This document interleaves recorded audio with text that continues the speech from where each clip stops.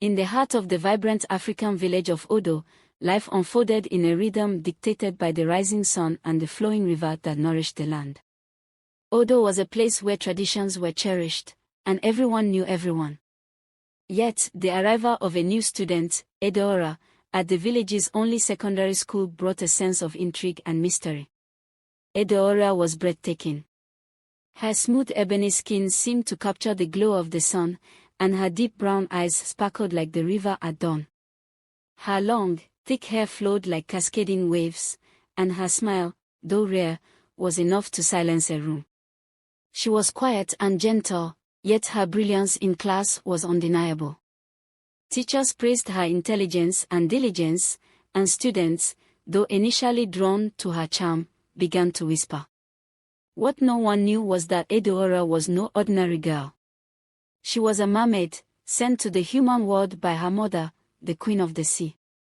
Her mission was simple: to learn about humans, their kindness, and their flaws. Keep your true self hidden, her mother had warned. The human world is not as accepting as the ocean. They fear what they do not understand.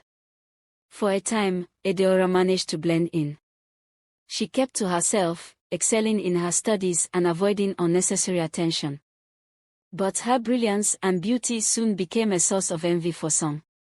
Whispers turned to rumors, and her quiet nature was misinterpreted as arrogance.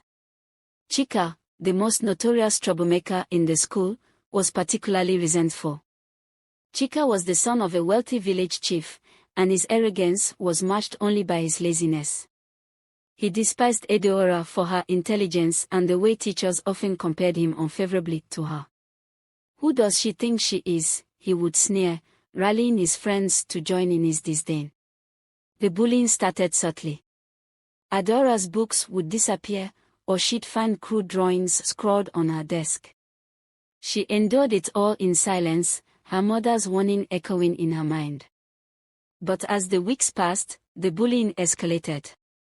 Students would trip her in the hallway or mock her during lunch breaks. Still, Edeora remained composed, her heart aching but her resolve unbroken. Edeora's evenings were her only solace. After school, she would sit by the riverbank, the cool breeze carrying whispers of the sea. The water was her confidant, the one place where she felt understood. She would dip her feet into the river and let her tears flow, the current carrying her pain away. One evening, after a long day at school, Edeora stayed late to help clean the classroom. As she walked home along the quiet river path, she felt an unsettling presence. Turning, she saw Chika and his friends emerging from the shadows, their expressions dark and predatory. Edeora, Chika drawled, blocking her path. You've been acting like you're better than everyone. Let's see if you're still so high and mighty after tonight. Fear gripped her, but Edeora's voice was steady. Leave me alone, Chika. I don't want any trouble. But Chika and his friends didn't listen. They overpowered her, dragging her into the bushes.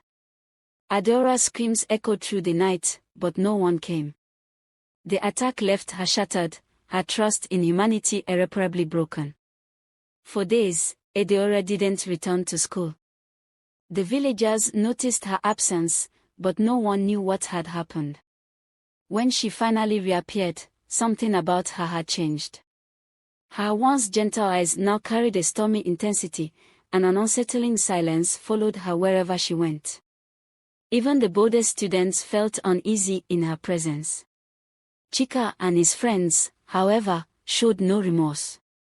They boasted about their actions in hushed tones, confident that Edeora's silence would protect them. But their confidence was short-lived.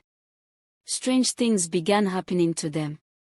Chika's best friend woke up one night gasping for air, his dreams haunted by images of drowning. Another started hearing whispers of rushing water, even in the dead of night. And Chika himself found his room inexplicably soaked every morning, the smell of salt water filling the air. Edeora spent more and more time by the river, her heart heavy with sorrow.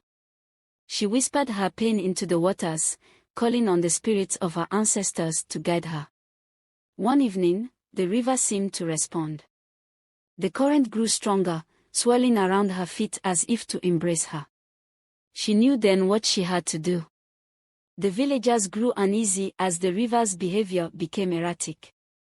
It swelled without warning, flooding the banks and threatening their homes. The elders gathered to offer prayers, fearing that the river spirits were angry. Meanwhile, Edeora remained a quiet observer, her presence growing increasingly enigmatic. One evening, as the sun set and the river glistened under the crimson sky, Edeora appeared at the water's edge. Her hair flowed as though touched by an unseen current, and her eyes glowed with an unearthly light. Villagers nearby stopped in their tracks, mesmerized and terrified in equal measure. Chika and his friends, compelled by an unseen force, stumbled to the riverbank. They fell to their knees, trembling as Edeora approached them. Her voice, calm yet powerful, resonated like the crashing waves. "You thought you could harm me without consequence. You underestimated the power of the sea." The river began to rise, forming a massive wave that loomed over the boys. They screamed for mercy, but Edeora's expression remained cold. "You showed me no mercy," she said. "Now, the sea will judge you." The wave crashed down, sweeping the boys into the depths. The villagers watched in horror, unable to intervene. The air was thick with the cries of Chika and his friends, their voices swallowed by the roaring water. When the waters receded, the boys were nowhere to be found, and Edeora was gone, leaving only a haunting stillness. In the days that followed, the river returned to its calm state, and the villagers spoke of Edeora in hushed tones. Some believed she was a spirit sent to punish the wicked, while others whispered that she had returned to the sea, her true home. The truth, however, was more complex. Beneath the waves, Edeora sat in her mother's underwater palace, her heart heavy with sorrow. She had sought kindness among humans, but their cruelty had reminded her of her mother's warning. Yet, she couldn't bring herself to hate humanity entirely.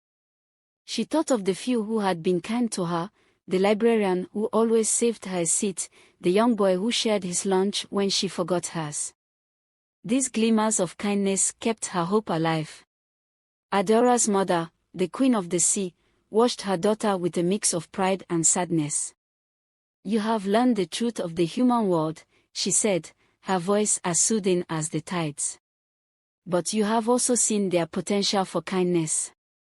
Perhaps, one day, they will change."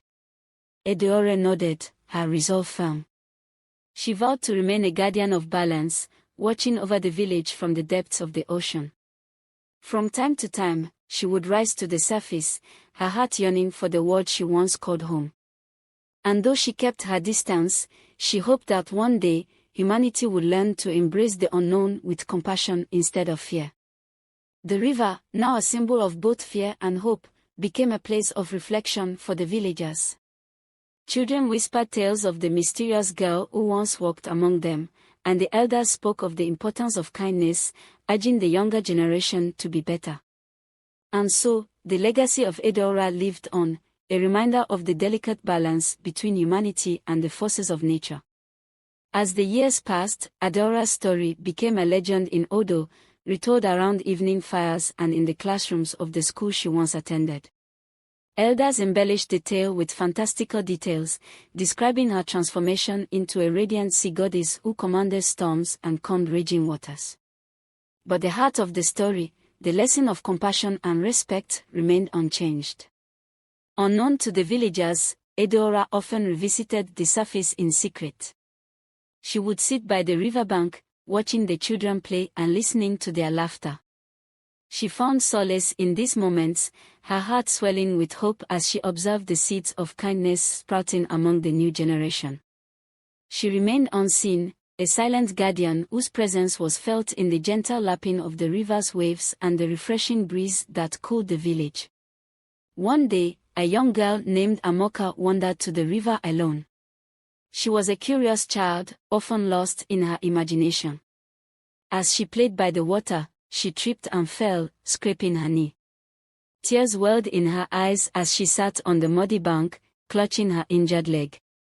From the depths, Edeora watched, her heart aching for the child. Summoning a small current, she guided a smooth, shimmering shell to the river's edge. Amoka noticed it immediately, her tears momentarily forgotten. Picking up the shell, she gasped as a soothing, cool sensation spread through her palm. The pain in her knee faded, replaced by a warmth that felt like an embrace. "Thank you," Amoka whispered, though she saw no one. She held the shell close to her heart, sensing its magic.